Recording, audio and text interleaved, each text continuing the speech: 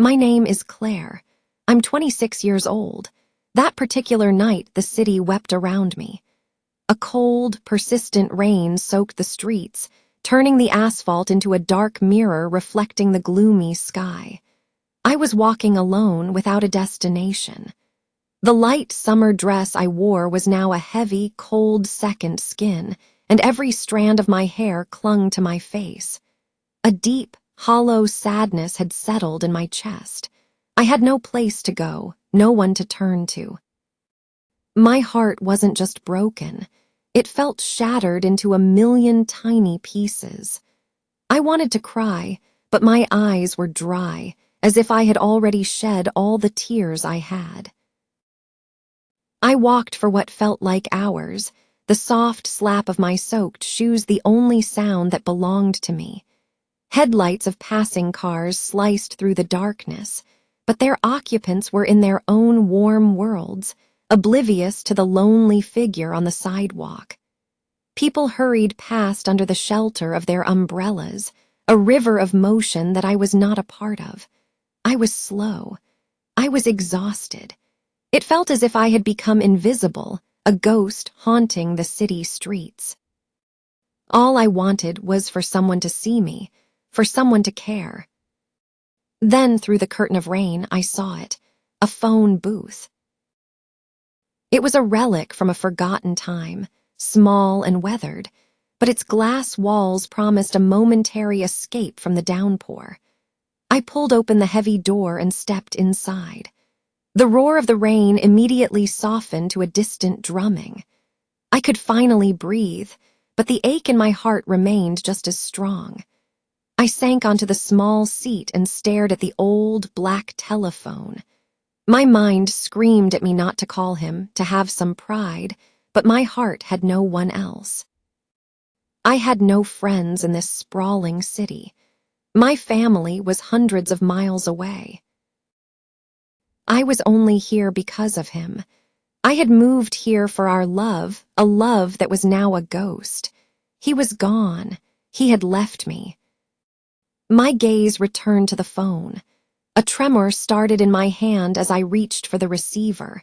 I lifted it, the cold plastic unfamiliar in my grasp. My fingers, almost moving of their own accord, pressed the sequence of numbers I still knew by heart. My pulse hammered in my ears. The phone rang once an eternity. It rang a second time, a third. I almost slammed it down to sever the connection, but my hand was frozen. Then a voice. "Hello," he said. My eyes fluttered shut. My legs felt weak and I gripped the receiver tighter. "It's me," I managed to say, my voice barely a whisper. "It's Claire." Silence stretched between us, thick and heavy. I could hear the faint sound of his breathing on the other end. I waited. "Why are you calling me, Claire?" he finally asked, his tone unreadable. "I don't know," I said, the honest truth. "I have no one else. I feel so alone." He didn't respond immediately. The silence was a physical weight pressing down on me. Fresh tears welled in my eyes, hot against my cold skin. "I'm not okay," I whispered into the phone. He spoke again, his voice softer now. "Where are you?" In a phone booth. I told him, "It's raining, I'm on Fifth Avenue." Another pause, my hands were ice cold. My breath fogged the glass in front of me. "I miss you," I confessed, the words escaping before I could stop them. I looked out at the blurred city lights. The world was still moving, but I was trapped in this tiny glass box, holding onto a ghost. I didn't know why I had called, but I knew I desperately needed a human connection. Maybe I still needed him. "Are you still there?" I asked, terrified he had hung up. "Yes," he said, his voice low and steady. "I'm here." I closed my eyes, trying to draw some warmth from those two simple words. I wanted to feel safe, but I was still so scared, scared of being hurt again, scared of opening my heart only to have it broken once more. I couldn't forget the pain. "Why did you leave me?" I asked, the question that had tormented me for months. He was quiet. "I waited for you," I continued, my voice cracking. Every day, every night. The rain began to beat against the glass with renewed force, sounding like a handful of tiny stones being thrown against my fragile shelter. My chest felt too tight to breathe. "I'm sorry," he said at last. "I was afraid." "Afraid of what?" I asked. He hesitated. "Afraid of loving you too much," he said. The tears finally spilled over, tracing warm paths down my face. I cried silently, the phone still pressed to my ear. I didn't want this conversation to end. "I still love you," I whispered. A long, heavy pause followed. I could hear his breath, sharp and uneven. I looked at my hands, at the floor, at anything but the foggy image of the world outside. Then his voice came again, clear and decisive. "Do you want me to come?" My heart screamed yes. My mind screamed wait. I was torn between the desperate need for comfort and the paralyzing fear of more pain. "Will you come just to see me?" I asked, needing a boundary, a promise. "Yes," he said without hesitation. "Just to see you, just to make sure you're okay." A small, fragile smile touched my lips, the first in what felt like a lifetime. "I'll wait," I said. "Don't move," he instructed. "I'm coming now." The line went dead. I slowly placed the receiver back on its cradle. My fingers were numb. I sat in the booth, unmoving just as he'd told me to. The sadness was still there, the dampness was still there, but the crushing loneliness had lifted slightly. I wasn't alone anymore. I watched the street through the rain-streaked glass. People were phantoms hurrying by. I scanned the face of every man who passed, my heart leaping with a mix of hope and anxiety. I waited and waited. My dress was heavy, my back ached, but I didn't care. I just needed to see him. And then I saw him, a figure walking quickly, purposefully, head turning left and right. Then his eyes locked onto the phone booth and he looked straight at me. My heart gave a powerful jolt. It was Liam. As he drew closer, I could see the details. He wore a dark coat, his hair plastered to his forehead by the rain. His face was etched with fatigue, but his eyes, when they met mine, were the same kind eyes I had fallen in love with. He opened the door. "Claire," he said, his voice thick with emotion. I wanted to run, to scream, to fall apart, but I just sat there looking up at him. "You came," I said. "I said I would," he replied. A flood of memories washed over me. The first time he held my hand, the last time I watched him walk away. "How did you find me?" I asked. "You called," he said simply. "I had to come." He looked at me, really looked at me, and then his hand gently touched my arm. "You're freezing," he said. "Let's go somewhere warm." I didn't move. I had to ask. "Do you still love me?" His eyes glistened. "Yes," he said, his voice cracking. "I never stopped." My heart hammered against my ribs. "I don't know if I can trust you," I said honestly. "I know," he replied, his gaze unwavering. "But I'll wait. I'll wait as long as you need." And then, for the first time in what felt like an eternity, I let him help me up and I let him hold me. It wasn't like before. This time it was slow, gentle, and achingly real. We walked in silence through the easing rain. He stayed close, a protective presence beside me. The city lights seemed softer now, casting a golden glow on the wet streets. He led me to a small cafe, its windows fogged and its interior radiating a warm, welcoming light. Inside, the air smelled of coffee and baking bread. We found a quiet table in the corner. As I shed my wet coat, a server brought us 2 steaming mugs of tea. I wrapped my cold hands around the warm ceramic, grateful for the simple heat. Liam looked down, avoiding my eyes. He was quiet for a long time. The gentle murmur of other conversations and soft music filled the space between us. I didn't push him. I just waited. Finally, he spoke, his voice low. "I didn't leave because I wanted to," he began. I kept my eyes on him, listening. "My father got sick," he said, "very sick." My chest tightened. I had to go home to take care of him. "You could have told me," I said, my voice quiet but firm. "I know," he whispered, his face filled with regret. "I was scared. I was a coward. I thought you would move on, that it was better to just disappear."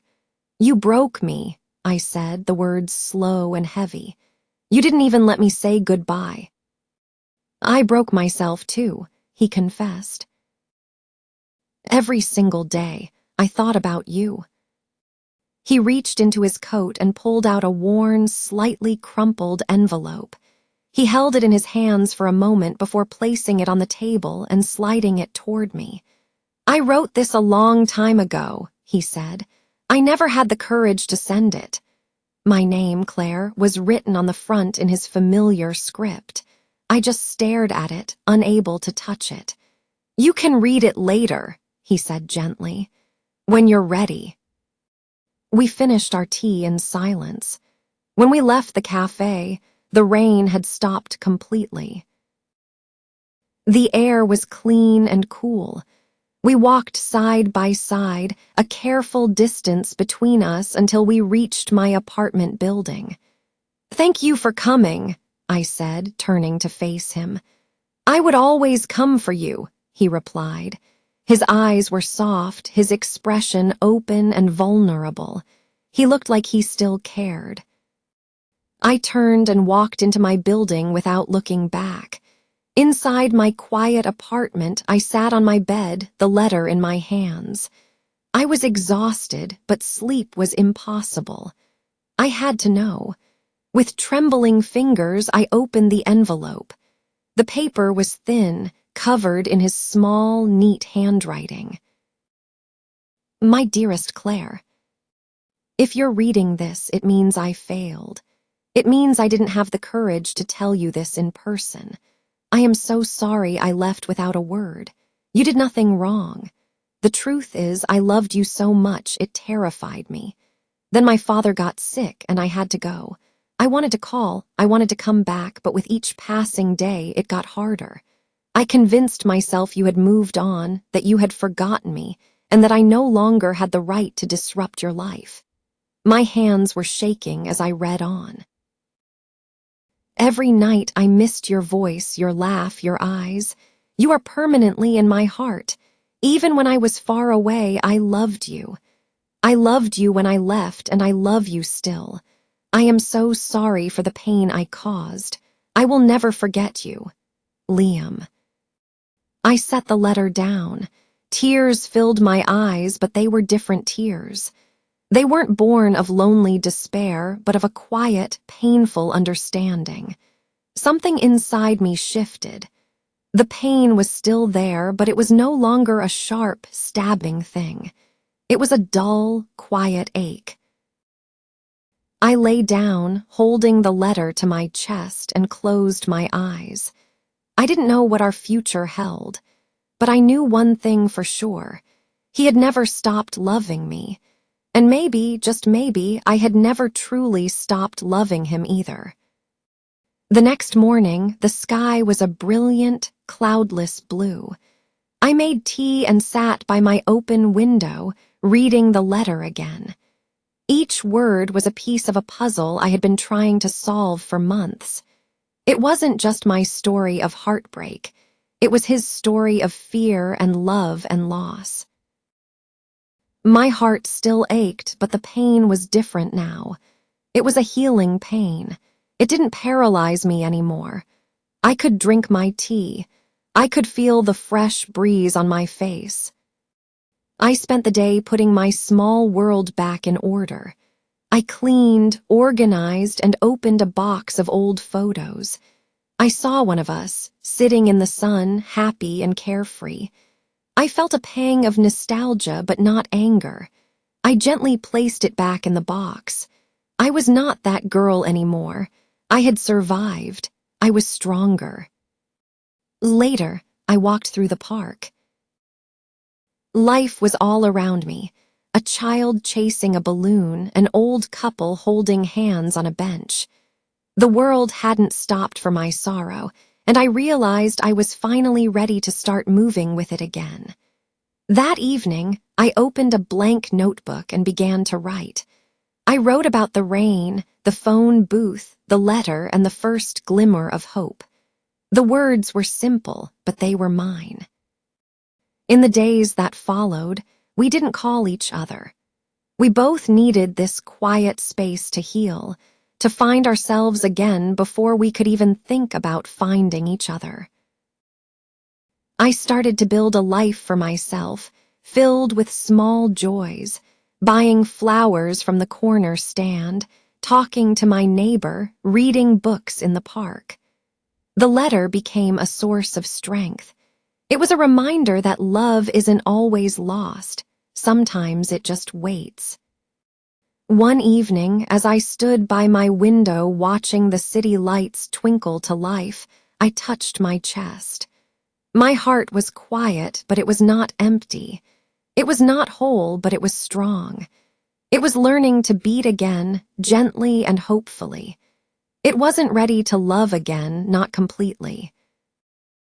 Not yet, but for the first time in a very long time it was open. It was soft, and it was mine.